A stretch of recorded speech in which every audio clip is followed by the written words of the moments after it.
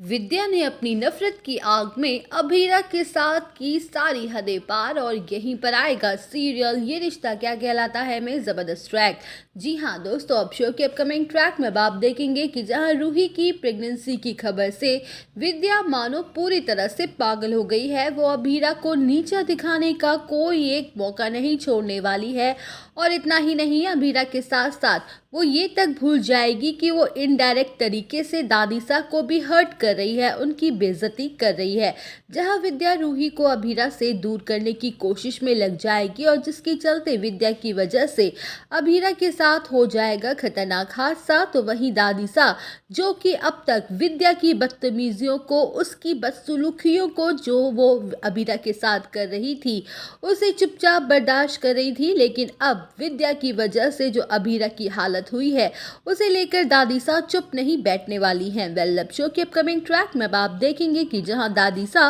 का भयंकर गुस्सा विद्या पर फूट पड़ता है और वह विद्या को जमकर फटकार भी लगाती है, लेकिन विद्या को कोई फर्क नहीं पड़ता है। वो उल्टा कहते हुए नजर आने वाली है कि अच्छा हुआ जो उसके साथ ये हुआ, मेरी इसमें कोई गलती नहीं है, ये तो इसके कर्मों की सजा है। इसने एक बेटे को अपनी माँ से दूर किया था, मेरा दिल दुखाया था, मुझे खून के आंसू रुलाया थे, भगवान ने उसे उसके किए की सजा दी है। जहां विद्या की बातें सुनकर दादीसा के गुस्से का पारा 7वें आसमान पर चला जाएगा और वो विद्या को जोरदार थप्पड़ जड़ देगी और कहते हुए नजर आने वाली है कि तुम कैसी माँ हो विद्या, तुम्हारे दिल में कितना जहर भरा पड़ा है, हम नहीं जानते थे कि तुम ऐसी सोच भी रखती हो। हमने तो तुम्हें बेटी माना था, हमें लगता था कि तुम इस घर को, इस परिवार को जोड़े हुए रखोगी हमारे जाने के बाद, लेकिन तुम तो उल्टा इसे तोड़ने में लगी पड़ी हो। जिस काम की हमें तुमसे उम्मीद थी वो तो तुमसे नहीं हुआ, बल्कि वो काम अभीरा ने बखूबी कर दिखाया। उसने इतने कम समय में ना सिर्फ इस घर को अपनाया है,